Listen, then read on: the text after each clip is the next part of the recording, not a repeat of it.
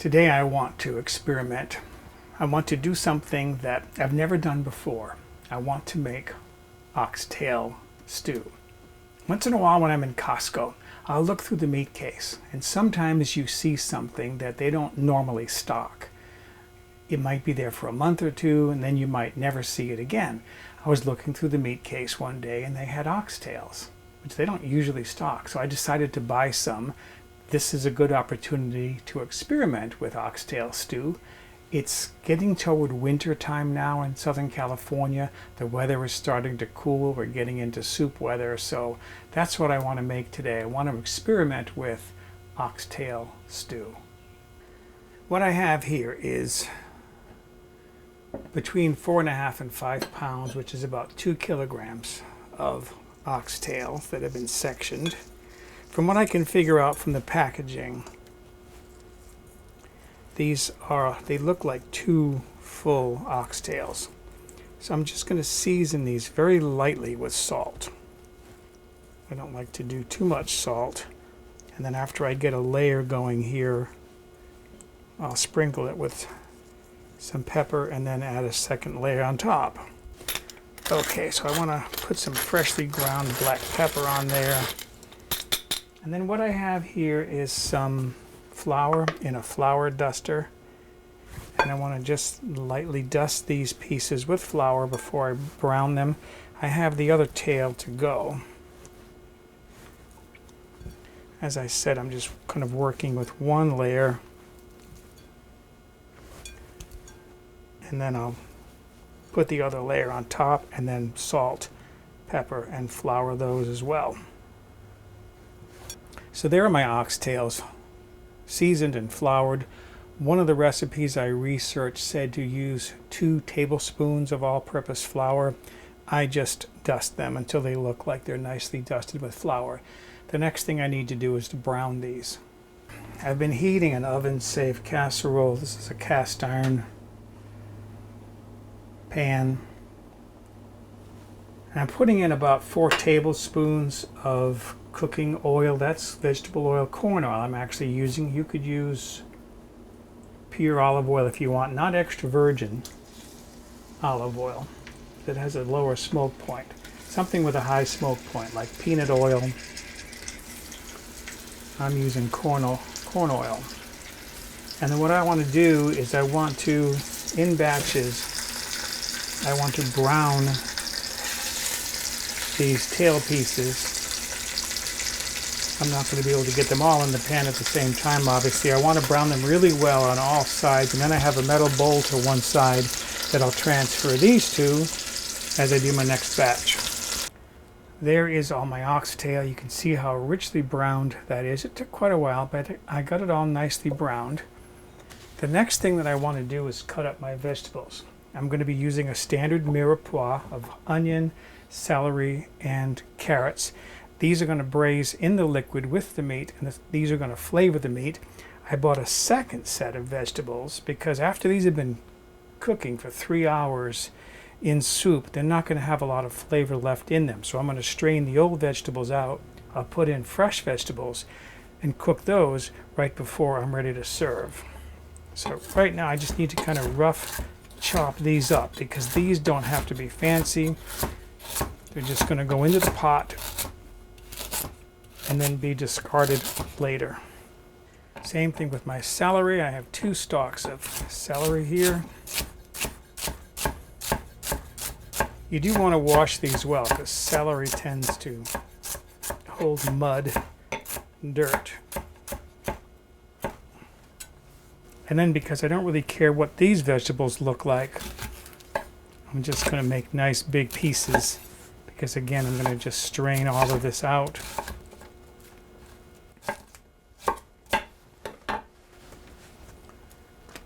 Put those in my stock. I have that other half of onion to do. And those are my vegetables, my mirepoix. I want you to see what's in the bottom of that pan. All those brown bits, that is called the fond. You don't want to get rid of that when you're making something like this because the fond, once the liquids go in there, will give a lot more flavor to the soup. Those brown bits are very flavorful. I skimmed off a lot of the fat from that pan, and I've been reheating it now. This next step is called sweating the vegetables. You get them into a hot pan and cook them for 2, 3, maybe 4 minutes, and that will start to cook the vegetables and help them to release their flavors. While my vegetables are cooking, I want to crush some garlic in there. You need about 2 or 3 cloves depending upon how big they are. I'm actually going to use 4 cloves because they're kind of small.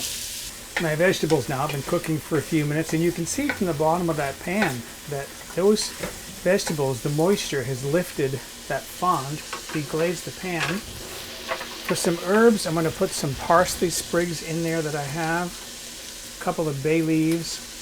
This is a good pinch of thyme. I'm going to put in a good heaping tablespoon of tomato paste and get that all dissolved and stirred in there. Next thing I want to do is start placing my oxtails back in there. I have all my oxtail in there now. I'm going to be adding 2 cups of beef stock that I actually made by, I don't have any beef stock, so I used 2 cups of chicken stock and I added some beef bouillon to it to make like a cheater stock. That's about 475 milliliters, and then I'm going to be adding about half a bottle of wine. Just about bringing this up to the top of the meat. Okay, so there's my liquid in there. You can see my stock now has just come up to the boil.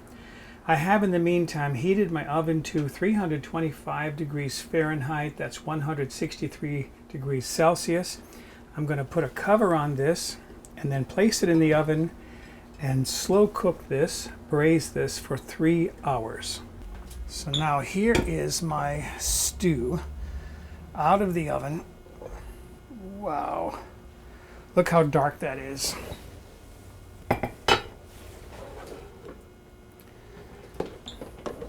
That is just incredible. A lot of fat on the top, so I know I'm going to have to strain that off.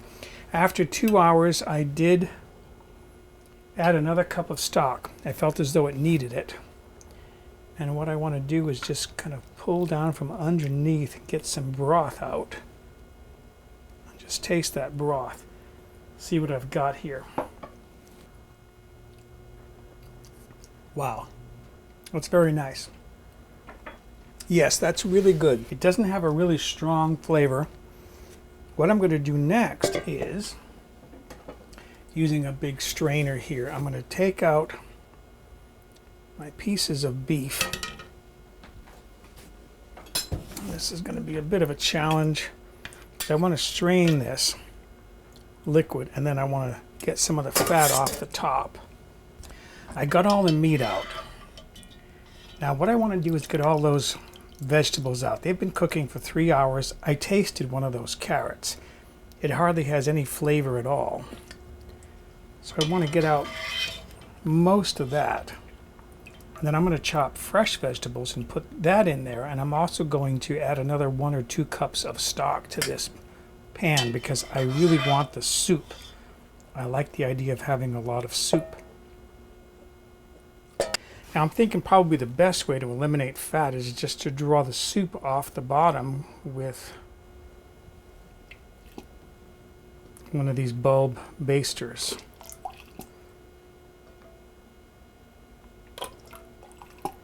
And then when I get down to the fat, that'll still be in the pan. That bulb baster did work very well by getting the baster under the fat layer and then sucking up just the soup. There's all the fat in the bottom of the pan. I'm going to dump this out.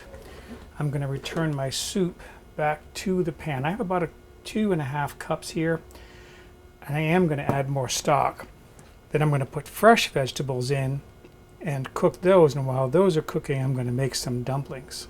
When it comes to stew, I like larger chunks of vegetables in it, not small chunks like I would expect in a finer soup. So I'm going to cut these pieces fairly large. I'm doing the same with the celery. Identifiable big pieces in there. I have a sweet onion here. And I'm not going to use all of it. I'm just going to use half of it because it's a fairly large onion.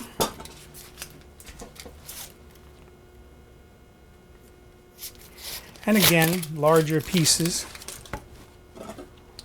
So I'm just going to cut down through, maybe do 5 different chops through it, and then pretty good chops.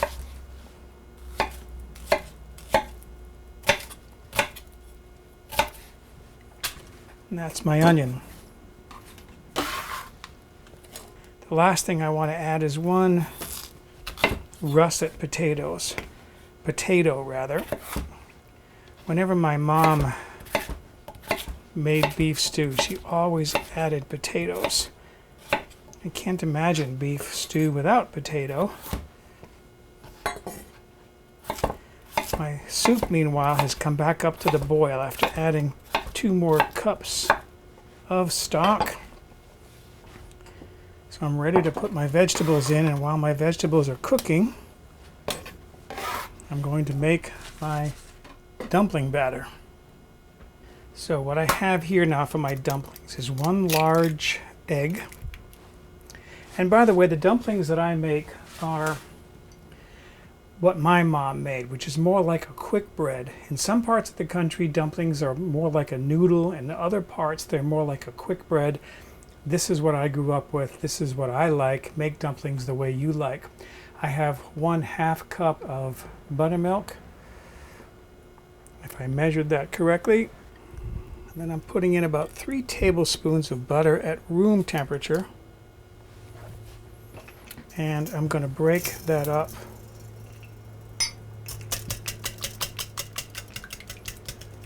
with a whisk so I get that distributed.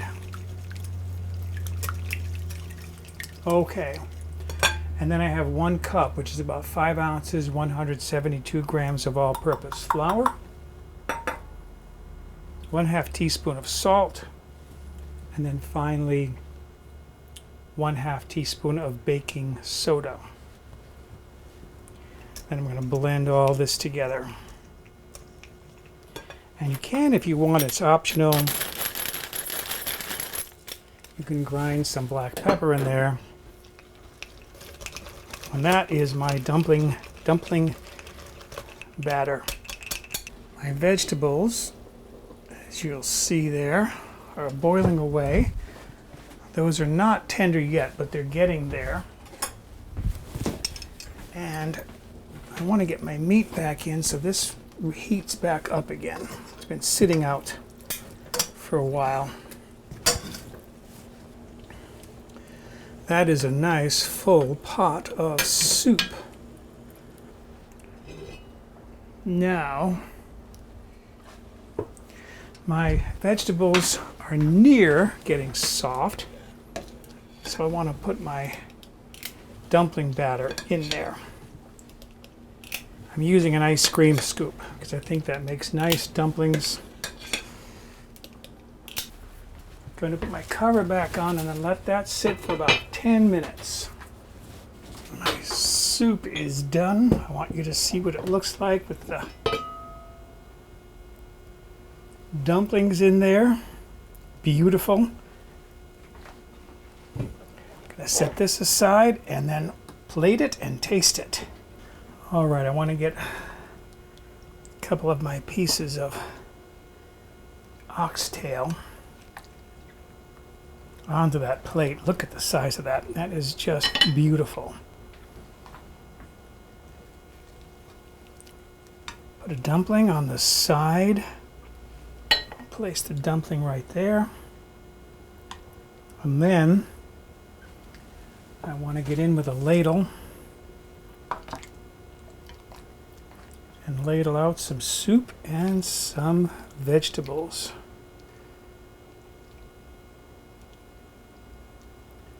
Wonderful. That is beautiful.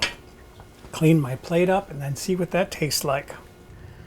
So there is my first ever oxtail stew. I want to taste my vegetables first.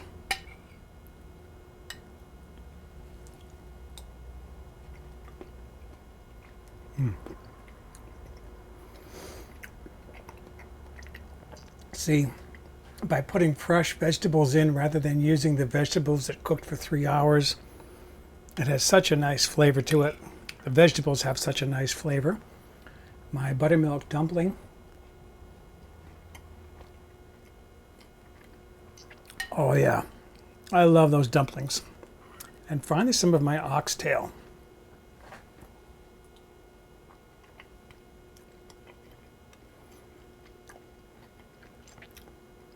That is a hearty stew. Okay, excuse me, I'm going to go enjoy my dinner. For a printable PDF copy of this recipe with step-by-step photographs, visit my website, mobilehomegourmet.com, and look on the home page or in the recipe archive.